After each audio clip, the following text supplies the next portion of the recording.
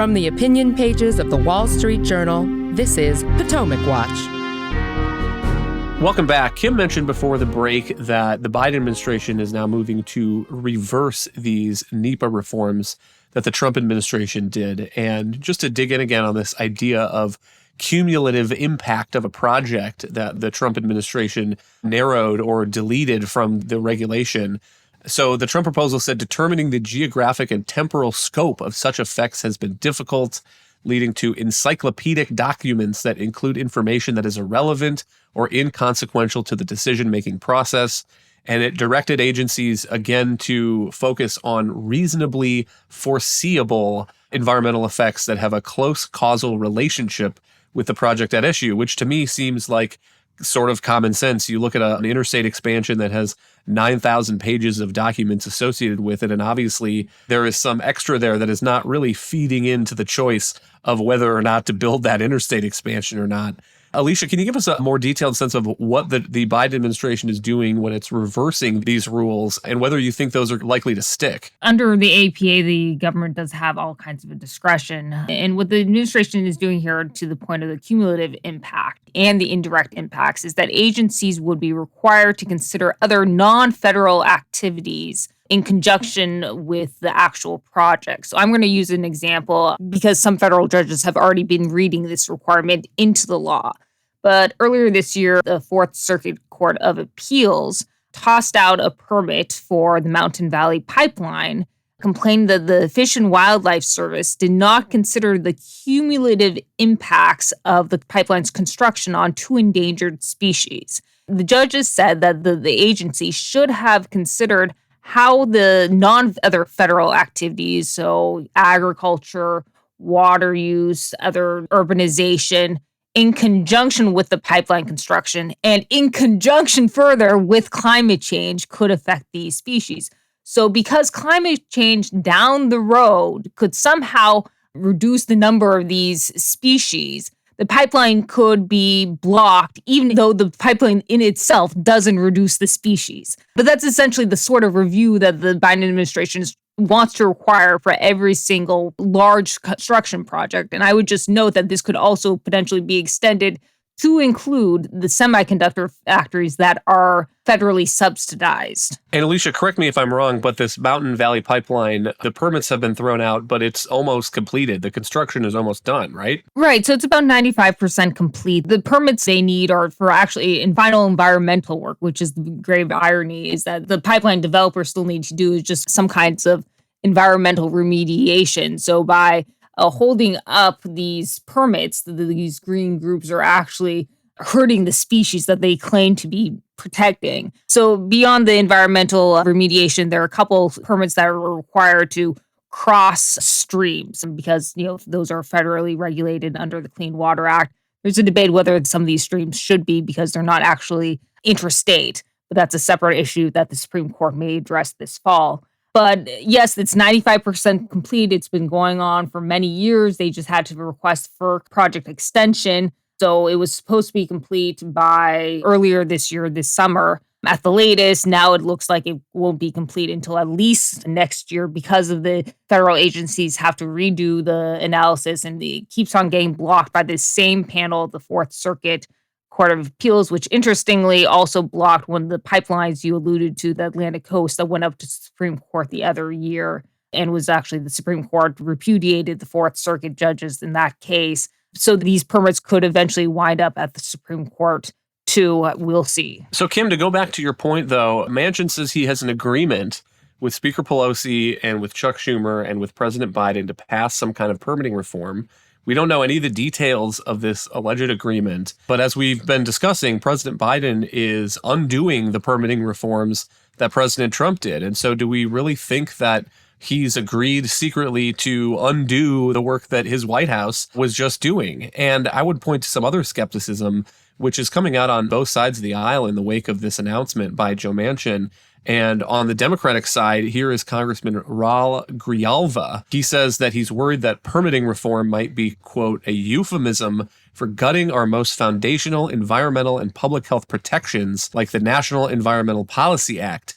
unquote. And so you have a Democratic House here. Is the Democratic House really going to vote to undo what President Biden has been doing on NEPA? Hard to see. And, I would recall this was the kind of reaction you got from the progressive left when Trump first announced that they were going to do NEPA reform.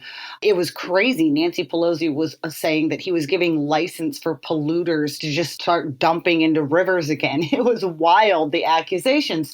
And yet the things, as I mentioned, that the Trump reforms did are going to have to be the basis of any kind of serious permitting reform. And Manchin knows it, and anyone else who has looked into this issue knows it. So I don't know what he is thinking, because he is also, if you think about the timing here, leaving this entirely in Pelosi's hands. Chuck Schumer is claiming that they are going to whip through this reconciliation bill by the end of next week. That would presumably, if he's successful, end up on the president's desk, at which point Joe Manchin is left hoping that, first of all, that he can get 10 Republicans to come along in the Senate to help him, which they might have done if this were a standalone bill. They're pretty grumpy right now about the fact that Democrats are moving ahead on 51-vote reconciliation. It's also not clear that Manchin will even get his fellow Democratic senators to come along, because you need 60 votes to get the permitting portion done. It's not allowed under reconciliation. And even if that whole miracle scenario happens, then you have to send it over to the House and hope that Nancy Pelosi, with a 4-vote margin, can knock enough heads together to go along with the kind of reforms that she herself has viscerally excoriated in the past. I mean, the whole thing just seems entirely pie in the sky. In a perfect world, Joe Manchin would demand that that permitting reform happen first. But again, he's got himself sideways, because if they were to go ahead now and he asked Republicans for 10 votes, he knows that they definitely wouldn't give it to him, because that would pave the way for reconciliation. So he doesn't really seem to have much choice here, to just go along with the bigger bill and cross his fingers, but I don't see any of this materializing. And just to underline one point, since Kim, you brought up this quote from Nancy Pelosi about letting polluters dump chemicals in the water and whatnot. I mean, changes to NEPA don't necessarily affect any of the underlying environmental standards. It's a question of the process. The agencies who review this stuff, how long do they have to do it? What exactly are they supposed to look at, these cumulative effects or more direct effects? And who can challenge that after the decision has putatively been made? And so it seems to me that permitting reform, if Manchin has some real agreement, could be a big deal. But I haven't seen any details, and the devil, as always, is in the details on these kinds of things.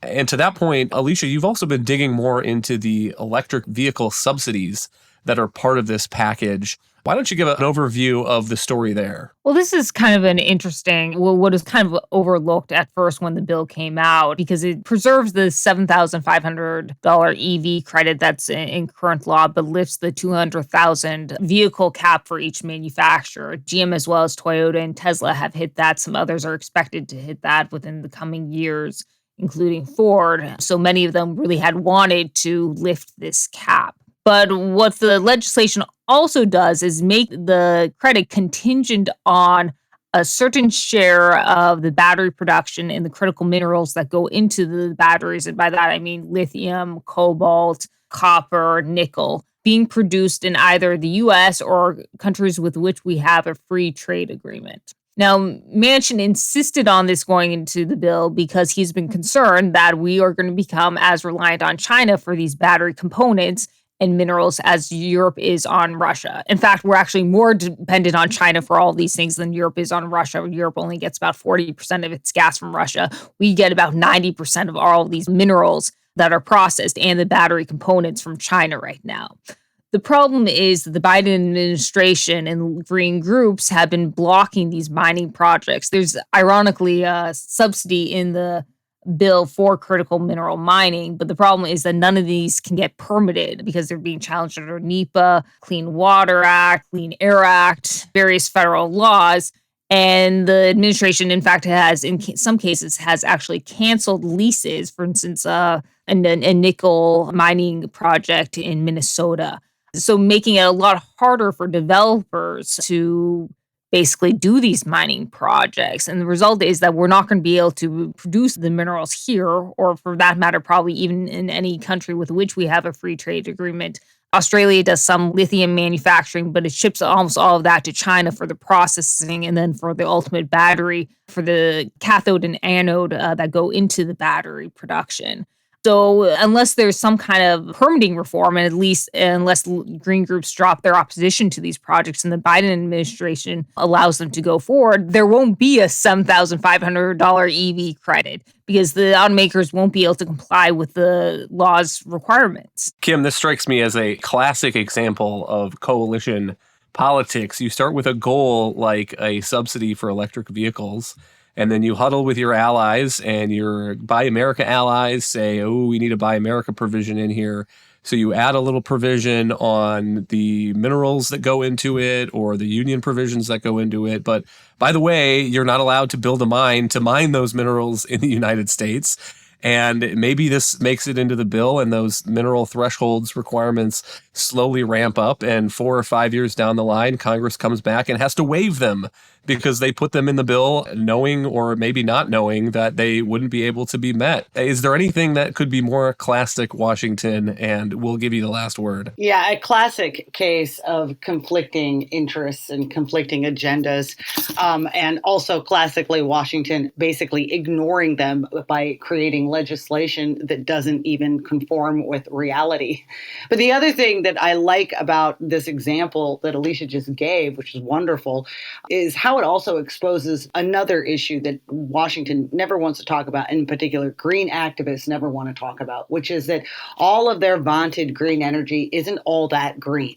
You know, we've talked about this ad nauseum before. You want to put up a wind turbine, a whole wind farm in Texas, great. Fine, but we all have to acknowledge that there's lots of times when the wind doesn't blow. And so for every one of those turbine farms you put up, you also have to have a natural gas facility to back it up because it's unreliable. Same thing here. Everybody wants to go to electric vehicles.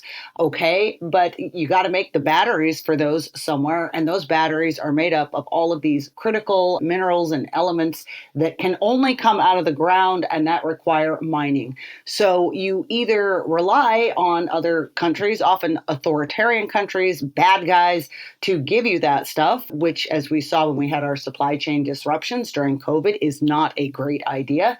Or you use your own abundant resources. And by the way, America has so many of those. Alicia mentioned Minnesota, but we've got mining projects in places like Nevada. Alaska is a mining bonanza, and it used to be until they tried to shut it down. And you know, only recently the Obama administration went to war against the Pebble mine, which is a project that still is forever stalled, that would have been incredible for producing some of this stuff. So this is exposing some of those hypocrisies, those conflicting goals, and we need to get those stories out more widely. Thank you, Kim and Alicia. Thank you all for listening. You can email us at pwpodcast@wsj.com.